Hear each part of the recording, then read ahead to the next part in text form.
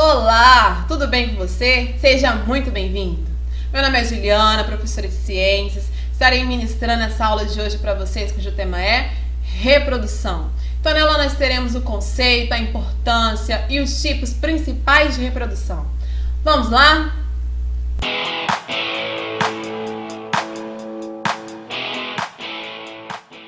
Reprodução. O que seria reprodução? Reprodução vai ser a produção de descendentes. É o indivíduo criar descendentes para conseguir que a espécie seja perpetuada, que aquela espécie continue a ser gerada. Então, quando esse descendente ele é criado, o que acontece? Ocorre uma transmissão ou da cópia de todos os genes. O que é isso? Um clone, ele é o quê? Ele é uma cópia exata do seu progenitor. Então, essa forma de clone é esse tipo de transmissão de todos os genes. Um gene do progenitor vai ser idêntico ao gene dos descendentes. Já quando parte desses genes, quando ocorre a transmissão de parte desses genes, que é o tipo da nossa reprodução, que eu trouxe aqui a imagem para vocês, que é o que, quando a gente fala de reprodução, é o que a gente lembra, que é a fecundação do óvulo pelo espermatozoide. Então, é um tipo de reprodução? É a única? Não. Os tipos de reproduções ficaram englobados em dois grupos. Elas foram separadas, classificadas entre esses dois grupos. Em reprodução assexuada e reprodução sexuada. No próximo slide eu vou falar para vocês inicialmente das características da reprodução assexuada, que é o quê? Na reprodução assexuada, um indivíduo vai originar descendentes iguais a ele, clones geneticamente idênticos. Nessa imagem aqui que eu trouxe para vocês, mostra isso. Tá vendo aqui, ó? Esse indivíduo aqui é o progenitor. Ele tem o seu material genético e ele, ao final dessa reprodução assexuada, esses dois indivíduos aqui são idênticos ao progenitor. Então, quem vai fazer? Quais são os seres que vão realizar esses tipos de reprodução? Esse tipo de reprodução, ela é realizada por bactérias, protozoários e alguns animais e plantas. Próximo slide, nós temos aí a reprodução sexuada. Ela vai se diferenciar totalmente da reprodução assexuada. Por quê? Vocês podem já observar aqui nessa imagem que na reprodução sexuada ocorre o quê? Enquanto na assexuada nós tínhamos somente um indivíduo, aqui nós precisamos de dois. Por que dois indivíduos? Porque cada indivíduo vai mandar uma célula germinativa. Que aqui nós temos é o caso do óvulo e do espermatozoide. Essas duas aí são células sexuais. Por que são sexuais? Porque vão atuar na relação sexual. O óvulo e o espermatozoide tem material genético dentro do núcleo. Lembra lá de células, quando vocês viram sobre células? O material genético nas células, no nosso caso, fica dentro do núcleo. E tanto a fêmea quanto o macho, vai passar um pouquinho do seu material genético nesse núcleo, nesse espermatozoide, nesse óvulo. A união do óvulo com o espermatozoide vai formar o que? Um zigoto. E esse zigoto vai diferenciar, vai formar um indivíduo adulto, com uma mistura de material genético da fêmea e do macho. Qual é a questão, a vantagem dessa reprodução sexuada? A variabilidade genética. Essa frasezinha aqui, ó, que eu coloquei para vocês. O que é a variabilidade genética? É a variação, a mistura dos genes. Quando nós temos a fêmea lançando o óvulo e o espermatozoide, o macho lançando o espermatozoide, eles se combinam, tem essa mistura de genes. Então, a parte vantajosa da reprodução sexuada é a variabilidade genética. A parte vantajosa da reprodução assexuada é o quê? É ter um indivíduo apenas. Quais são as desvantagens dos dois? A desvantagem da reprodução assexuada é o que? A formação de clones. Por que ter clones é ruim? Se eu tiver uma doença, uma praga, alguma coisa para afetar, que afeta esse progenitor, esse indivíduo adulto, quando ele tem descendentes, clones idênticos a ele, os seus descendentes também vai ter esse problema com essa doença, vai ter esse problema com essa praga. Então, se afeta o progenitor, como é clone, vai afetar os descendentes. Essa é a vantagem da reprodução sexuada. Se afeta um dos progenitores, pode ou não afetar os descendentes. Qual é o problema? Qual é a desvantagem da reprodução sexuada? É o gasto de energia, que é a vantagem da reprodução sexuada.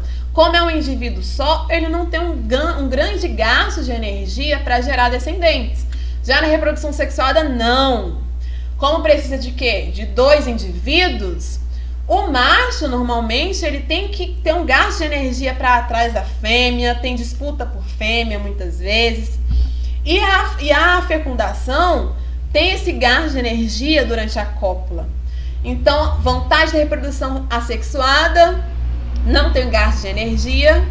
E vantagem da reprodução sexuada é essa variabilidade genética. Qual a desvantagem da reprodução assexuada?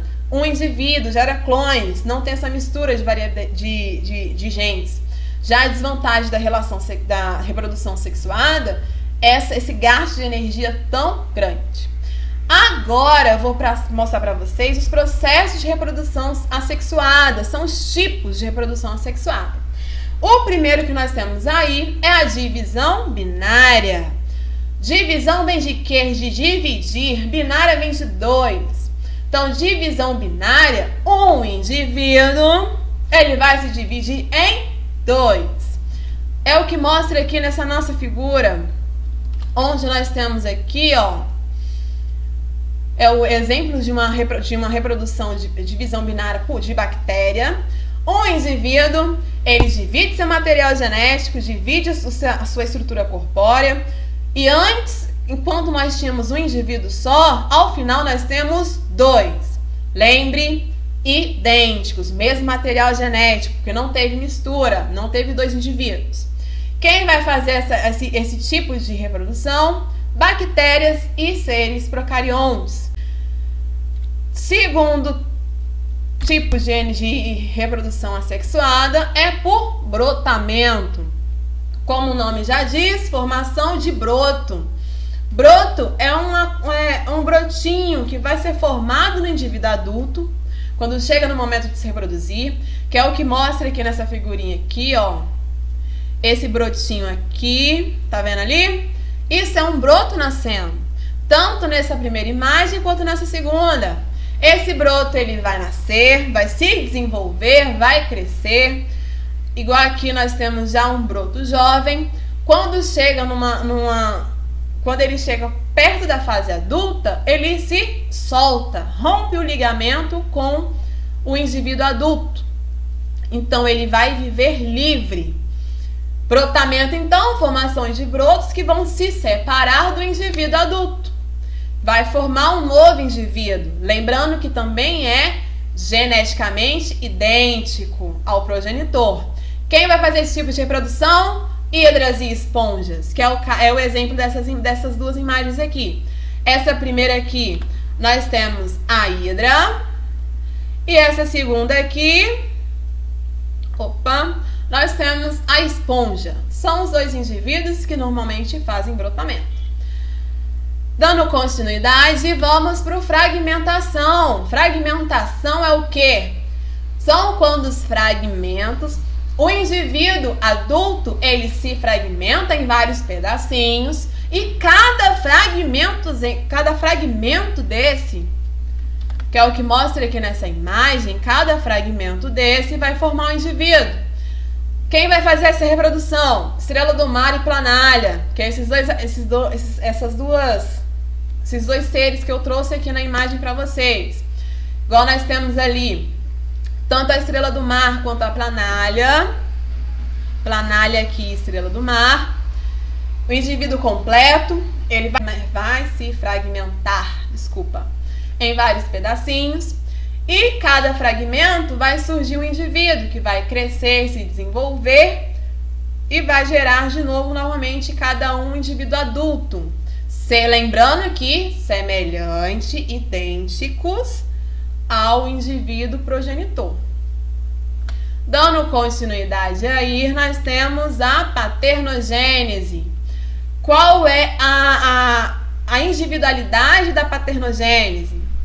É que, no caso aqui, vai ocorrer a fecundação, porém, alguns óvulos da fêmea não serão fecundados. Esses óvulos que não serão fecundados, o que vai ter de importância? Ele vai se desenvolver, vai formar um indivíduo. Só que, nesse caso, não tem mistura de material genético. Esse óvulozinho ali, que era só da fêmea, a fêmea libera esse óvulo, e esse óvulo, como ele não foi fecundado, ele só vai conter o material genético da fêmea. Quem vai fazer esse tipo de reprodução? Que é o que eu trouxe aqui para vocês. Algumas plantas, vespas. E também, um exemplo mais utilizado para isso é nessa imagem aqui nossa aqui que eu trouxe para vocês, que é o caso das abelhas. As abelhas realizam paternogênese, onde a rainha, porque as abelhas ela tem divisão de trabalho, então as rainhas só irão fazer reprodução, as operárias irão trabalhar e o zangão só vai cuidar de fecundar a fêmea. E aí a rainha vai ter a cópula o zangão vai copular a fêmea. Os óvulos, parte dos óvulos serão fecundados e alguns não. Os óvulos que serão fecundados irão gerar as operárias e a rainha. E os óvulos que não irão ser fecundados vão gerar o quê? Os zangões, que vai fazer a reprodução. Então, a paternogênese, alguns óvulos são fecundados e outros não. E esses óvulos não fecundados terão material genético da fêmea. Dando continuidade aí, esporulação. O exemplo que eu trouxe aqui são dos fungos. Os fungos, esporulação é a formação, produção de esporos. E esses esporos, eles não foram fecundados pelo espermatozoide, não teve a fecundação. Então, esses esporos, eles são idênticos. Quando eles caem no ambiente propício para o seu desenvolvimento, esses indivíduos que forem gerados em cada esporozinho, terão o seu material genético idênticos ao material genético do progenitor. Igual nessa imagem que eu trouxe para vocês. Mostra os esporos sendo liberados. Aqui, os esporos serão lançados num pão, que é um lugar propício. E esse pão ali, como tem um ambiente propício, vai ocorrer o desenvolvimento desses esporos, que vai surgir um novo indivíduo. Continuando aí, estáquia, que também é um tipo de reprodução, porém, a estáquia, ela tem que ter uma interação, muitas das vezes, do ser humano. Por quê?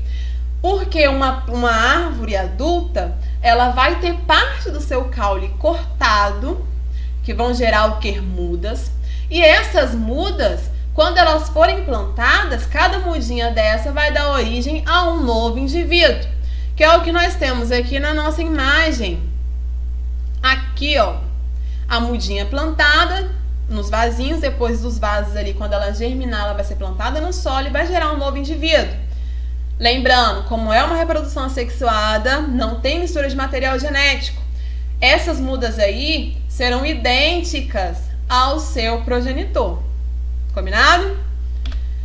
Dando continuidade ali, terminamos aqui reprodução, os tipos, os processos de reprodução assexuada. Vou falar para vocês agora sobre reprodução sexuada. Lembra do que eu falei para vocês? Reprodução sexuada vai ocorrer entre dois indivíduos. E vai conter o quê? A combinação de gametas, a combinação de material genético. Na reprodução sexuada, trouxe essa imagenzinha aqui para vocês. Nós temos a união das células reprodutivas, o espermatozoide e o óvulo. Esse espermatozoide e o óvulo, dentro deles, como qualquer outra célula, vai conter dentro do núcleo material genético, vão se unir aqui, ó, na fecundação. Ocorreu fecundação, surgiu um zigoto e desse zigoto vai gerar um indivíduo. Combinado? Então, reprodução sexuada tem que ter 2 indivíduos para combinar os genes, o material genético dos 2. E dentro dessa reprodução sexuada, nós temos o quê? O desenvolvimento do embrião. Por mais que tenha a união do espermatozoide com o óvulo, o desenvolvimento do embrião vai ocorrer de várias maneiras. Primeiro desenvolvimento aí, desenvolvimento é o quê?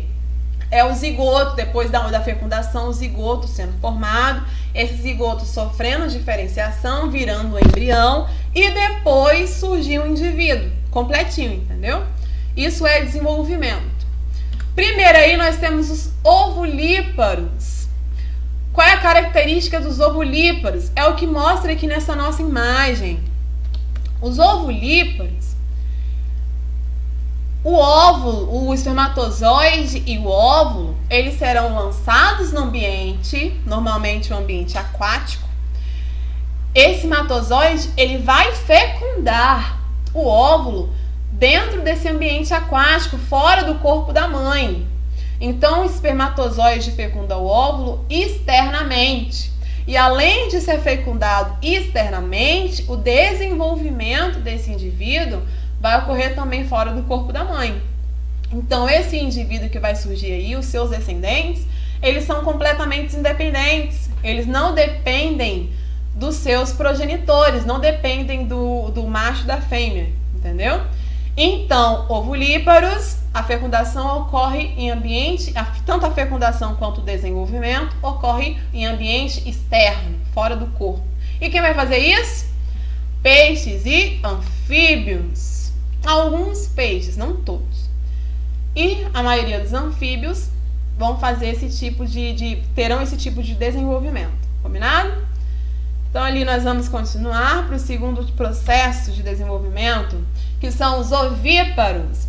Nos ovíparos, a fecundação ocorre dentro do corpo da mãe.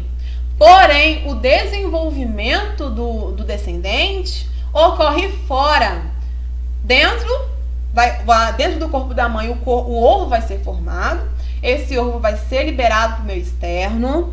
E dentro desse ovinho, que é o que mostra aqui essa imagem aqui, que eu trouxe para vocês, dentro do ovo, esse embrião vai se desenvolver. Ele vai crescer, vai amadurecer ali dentro. Dentro desse ovo tem os seus nutrientes. Então, esse embrião não depende da mãe para se desenvolver, somente para fecundar. Depois que está ali fecundado, esse ovo vai eclodir.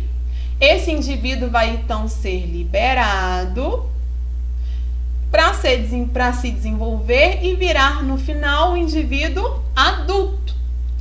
Quem vai fazer vai possuir esse tipo de desenvolvimento? Igual a imagem diz, as aves, algumas aves, a maioria das aves são ovíparas, algumas serpentes, ornitorrinco, que é um tipo de mamífero, mas que bota ovo. E assim, ele é um dos mamíferos que botam ovo, quer dizer, não é o único. E são exemplos de ovíparos. Então, no ovíparo, a fecundação já é interna. Já o desenvolvimento do embrião, não. Ocorre de uma forma externa ao corpo. Com isso, vamos ao terceiro tipo de desenvolvimento, que são os ovovivíparos. Os ovovivíparos, tanto a fecundação vai ocorrer dentro da mãe e o desenvolvimento também. Só que o desenvolvimento vai ocorrer dentro do ovo. Então, vocês podem observar aqui nessa imagenzinha que eu trouxe para vocês, que a mãe, ela vai conter vários ovinhos.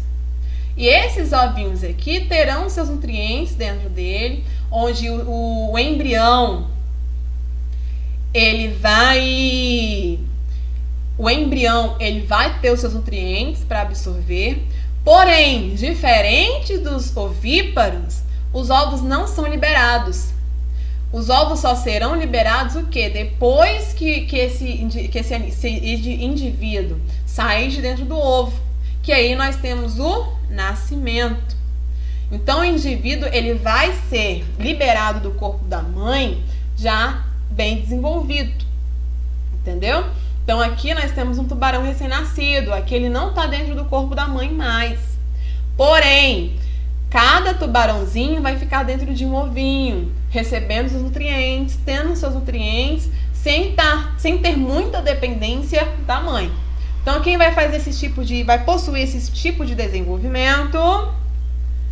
Nós temos aí tubarão, algumas cobras, entre outros seres. Mas normalmente, quando a gente fala de ovovivíparos, nós lembramos mais dos tubarões. Combinado? E aí vamos ao último tipo de desenvolvimento, que é o nosso caso. É o caso do desenvolvimento dos mamíferos, na maioria das vezes. Nós temos mamíferos que vocês viram que são ovíparos, mas a maioria dos mamíferos são vivíparos. O que é o desenvolvimento vivíparo? É quando o embrião, ele vai o quê? Vai ser encontrado alojado na placenta e ele vai ser totalmente dependente da mãe, porque ele vai absorver nutrientes diretamente do sangue da mãe. Então, nutrientes, oxigênios, então tudo que a mãe consome vai pro filhote, pro embrião.